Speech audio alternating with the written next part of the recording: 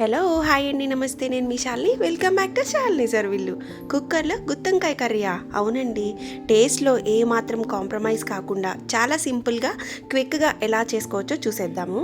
బేసిక్గా మనం మార్నింగ్ టైంలో చాలా హడావిడిగా ఉంటూ ఉంటాం కదా, ఎక్కువ టైం తీసుకోకుండా వంకాయలతో ఈ రెసిపీ చేసి పెట్టారంటే మిమ్మల్ని అప్రిషియేట్ చేయకుండా ఉండలేరు, అంత బాగుంటుంది. ముందుగా ఒక హాఫ్ కేజీ ఫ్రెష్గా ఉండే వంకాయలని తీసుకోవాలి. నేను ఇక్కడ తెల్ల వంకాయలని తీసుకుంటున్నాను. మనం గుత్తి వంకాయల్లో పెట్టుకునే స్టఫింగ్ని రెడీ చేసుకుందాం. ఇక్కడ నేను హాఫ్ కప్పు పల్లీలు, హాఫ్ కప్పు పుట్నాలు, పావు కప్పు పచ్చిశనగపప్పు, 4 స్పూన్ల ధనియాలు, 3 స్పూన్ల జీలకర్ర, ఒక 20 వరకు ఎండుమిర్చి తీసుకున్నాను, 2 వెల్లుల్లిపాయలు. ఇవన్నీ కూడా 1 స్పూన్ ఆయిల్ వేసుకొని కడాయిలో ఎండుమిర్చి, ధనియాలు, జీలకర్ర వేసుకొని మంచిగా వేయించుకున్నాక పల్లీలు, పచ్చిశనగపప్పు కూడా వేసుకొని దోరగా వేయించుకోవాలి. పచ్చివాసన అనేది ఉండకుండా వేయించుకోండి, అప్పుడు టేస్ట్ బాగుంటుందన్నమాట. లాస్ట్లో మనం ఫైనల్గా ఇవన్నీ వేగిపోయిన తర్వాత పుట్నాలు కూడా వేసేసుకొని 1 నిమిషం వేయించుకొని మనం తీసి ఉంచుకున్న చింతపండు, ఉంచుకున్న వెల్లుల్లిపాయలను కూడా రెబ్బలుగా ఒలిచేసుకొని అది కూడా యాడ్ చేసేసి మిక్సీలో వేసేసుకొని ఫైన్గా ఈ విధంగా పౌడర్ లాగా గ్రైండ్ చేసుకోవాలండి. ఈ పొడిని కనుక మనం ఫ్రిడ్జ్లో స్టోర్ చేసుకుంటే 6 నెలల వరకు ఫ్రెష్గా ఉంటుంది, ఎక్కడికి పోదు. దీంతోపాటు గుత్తి కాకరకాయ కర్రీ, అలాగే దొండకాయల్లో కూడా స్టఫింగ్ పెట్టుకొని రెడీ చేసుకోవచ్చు, చాలా బాగుంటుందన్నమాట. ఈ పౌడర్తోనే మనం ఉల్లిపాయలు మిక్స్ చేసేసుకొని కొద్దిగా వాటర్ కూడా యాడ్ చేసుకొని వంకాయల్లో పెట్టుకునే స్టఫింగ్ లాగా రెడీ చేసుకోవాలన్నమాట.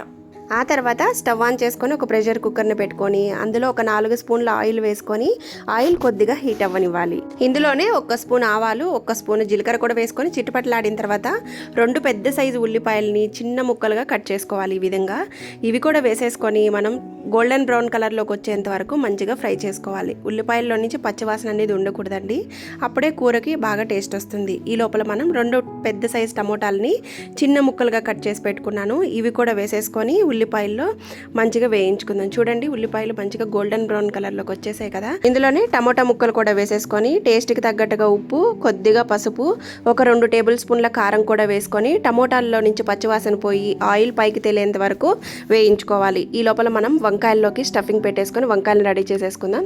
ఈ విధంగా వంకాయలన్నింటినీ మంచిగా కడిగేసుకొని పైన కాడని కొద్దిగా కట్ చేసి చుట్టూరు ఉండే ముచ్చుకని తీసేసుకొని 4 ముక్కలుగా కట్ చేసుకోవాలి. కట్ చేసుకున్న తర్వాత ఒకసారి ఓపెన్ చేసి చూసుకోండి, పుచ్చులు ఏమన్నా ఉంటే అవి కట్ చేసేసుకొని క్లీన్ చేసుకోవడానికి ఉంటుంది.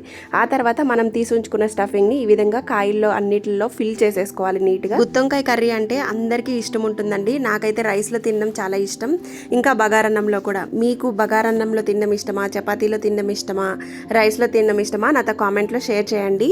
వెన్నలాగా కరిగిపోయే ఈ వంకాయ కూర తినాలని అందరికీ ఉన్నా కానీ మన బిజీ స్కెడ్యూల్స్లో ఈ రెసిపీ చేయడానికి చాలా టైం పడుతుందని తొందరగా ఇంట్రెస్ట్ చూపించము ఈ రెసిపీ ప్రిపేర్ చేయడానికి. మీకు టైం ఉన్నప్పుడు కనుక ఈ గుత్తొంకాయ పొడిని చేసి పెట్టుకుంటే 15 మినిట్స్లో ఈ వంకాయ కూరని రెడీ చేసేసుకోవచ్చు.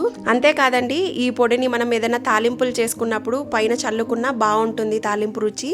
అలాగే ఇడ్లీ దోశలు చేసుకున్నప్పుడు కూడా ఈ పొడిలో నెయ్యి వేసుకొని తినొచ్చు. టమోటాలు బాగా వాడిన తర్వాత స్టఫింగ్ పెట్టుకున్న గుత్తొంకాయలు అన్నింటినీ కూడా వేసేసుకొని 1 నిమిషం పాటు మగ్గించుకున్నాక 250 ml వాటర్ దాకా యాడ్ చేసుకొని ఫైనల్గా కొత్తిమీర, కరివేపాకు కూడా వేసేసుకొని మూత పెట్టేసుకొని 2 విజిల్స్ రానిచ్చుకున్నామంటే ఎంతో టేస్టీగా ఎమ్మీగా ఉండే వెన్నలాగా కరిగిపోయే గుత్తి వంకాయ కర్రీ అయితే రెడీ అయిపోయింది. చూస్తుంటేనే నోరు ఊరిపోతుంది కదా. ఇంకెందుకు ఆలస్యం, మీరు తప్పకుండా ట్రై చేసి మీకు ఎలా కుదిరిందో ఫీడ్బ్యాక్ని షేర్ చేయండి. ఈ వీడియో నచ్చితే లైక్ చేయండి, షేర్ చేయండి. మన ఛానల్ని కొత్తగా చూస్తున్న వాళ్ళు సబ్స్క్రైబ్ చేయండి.